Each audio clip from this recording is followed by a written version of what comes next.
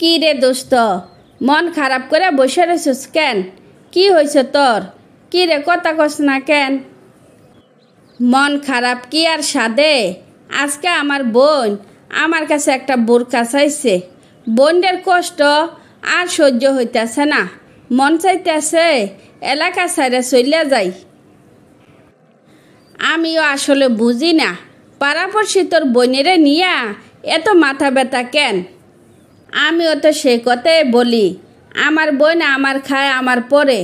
পাড়াপড়শির কথার বয়ে আমার বোন কেন ঘর থেকে বের হইতে পারবো না, আমি বুঝি না। তুই আমার কথা শুন, পাড়াপড়শির কথা না শুন তোর বোনেরে লেখাপড়া করা, যাতে ভালো একটা চাকরি পায়। দোস্ত, তুই ভালো একটা কথা কইছস। পাড়াপড়শির কথা শুনিয়া আমার বোনের জীবন নষ্ট করার কোনো মানে নাই। যতই কষ্ট হোক, ওর লেখাপড়া বন্ধ করা যাইব না। তোর বোনেরে বইলা দিবি, কে কি বলল পাত্তা দিতে নাই। নিজের মতো করে নিপার সাথে কলেজে যাইব। এবার চল বাড়ি যাই।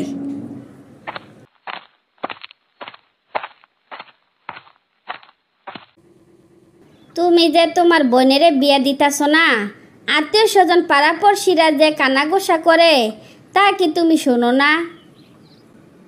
তুমি আমারে কি বুঝাইতাছ? যার তার সাথে আমার বোনেরা আমি বিয়া দিয়া দিতাম? বারে, অবিবাহিত মেয়েরে ভালো করে বিয়া দেওয়া যায় না, আর তোমার বিবাহিত বোনেরে ভালো করে বিয়া দেওয়ার জন্য বসে রইছ। তোমার কথা হাসবো নাকি কাঁদবো বুঝতাছি না। খবরদার, আমার বোনেরে নিয়া আর একটা কথাও বলবা না। দরকার হলে সারা জীবন আমি আমার বোনেরে পালবো, কিন্তু যোগ্যপাত্র না পাইলে ওরা আমি বিয়ে দিতে পারবো না। তুমি কি তোমার বোনেরে রাজপুত্রের কাছে বিয়া দিবা? 3 বছরে কত বিয়ে আসলো, একটা ছেলেও তোমাদের ভাই বোনদের পছন্দ হইল না। কেমনে পছন্দ হইব? একজন আছে 3 বাচ্চার বাপ, আরেকজন আসে মাথার চুল নাই, আরেকজন আসে বাপের মতো বয়সী, আরেকজন আসে কয়ের পর খয়ে জানে না। তুমি কি এর সাথে ভালো ছেলে আশা করতেছ? অযথা এ আশা ঘুম নষ্ট করো না। আমার বোনের একটা বিয়া হয়েছে মাত্র, তাই বলে আমার বোন পচা যায় নাই যে যার তার কাছে আমার বোনেরে বিয়া দিতে হইব। এখন ওই ভালো চাকরি করে, ওরে নিয়া এখন কোনো চিন্তাই করি না। হইছে, তোমার বোনেরা বইল চাকরি দুয়া দুয়া পানি খাইতো। আমি আর রান্না বান্না করে খাওয়াইতেও পারবো না, পাড়াপড়শির কান কত শুনতে পারবো না। কোনো অসুবিধা নাই, রান্না বান্না আমিও করব। আর পাড়াপড়শি কিছু বললে কানে তুলা দিয়া রাখবা, যাতে শুনতে না পাও। কি রে, তুই কখন আসলি? এই তো এখনই আসছি। তোর কি মন খারাপ? কি রে, তোর আবার কি হইল আমারে ক। আমি আর চাকরিটা করব না। অনেকে আমারে নিয়ে বাজে কমেন্ট করে, কেমন করে যে কথা বলে। তুমি ভাই, তাই তোমার কাছে কিছু বলতে পারতেছি না। ও, এই কথা? আমারে কিছু বলা লাগবো না। আমি কালকে তোর অফিসে যাব। তোর অপমানের শেষ আমি দেখে ছাড়ব।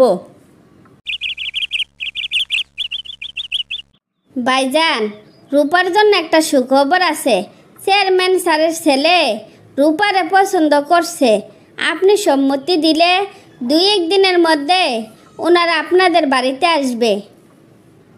ওনারা কি জানেন রূপার যে একটা বিয়া হয়েছিল? ওনারা সব জানেন। রূপার প্রতি আপনার দায়িত্ব ও ভালোবাসা দেখা আপনাদের সাথে আত্মীয়তা করতে চায়। তা ঠিক আছে, কিন্তু আমার বোনের সম্মতি ছাড়া আমি কোনো কথাই বলতে পারবো না। আগে ওর সাথে কথা বলে নেই।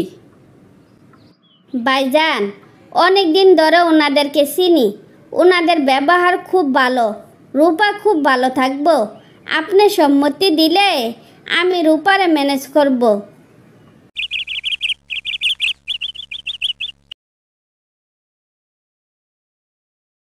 কি ব্যাপার, আজকে এত ভালো ব্যবহার, এখন তার রূপা নাই, খারাপ ব্যবহার বা করবা কার সাথে?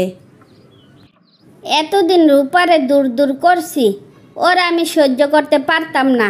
তুমি যদি ওরে সাপোর্ট না করতা, ওই কোনো দিনও এত সুন্দর জীবন পাইতো না। কতদিন ওরে দেখি না, ওরে গিয়ে নিয়ে আসো না। এতদিনে তাইলে বুঝছো আমার মনের দুঃখ? অল্প বয়সে মা মইরা গেছে, কিভাবে যে ওরা বড় করছি শুধু আমি জানি। পাড়াপড়শির কান কথা আমি অতিষ্ঠ হইয়া গেছিলাম। এখন তো ওই সুন্দর একটা জীবন পাইছে, এখন কি আমারে মাফ করে দেওয়া যায় না? তোমার উপর কোনো কালে আমার অভিযোগ ছিল না।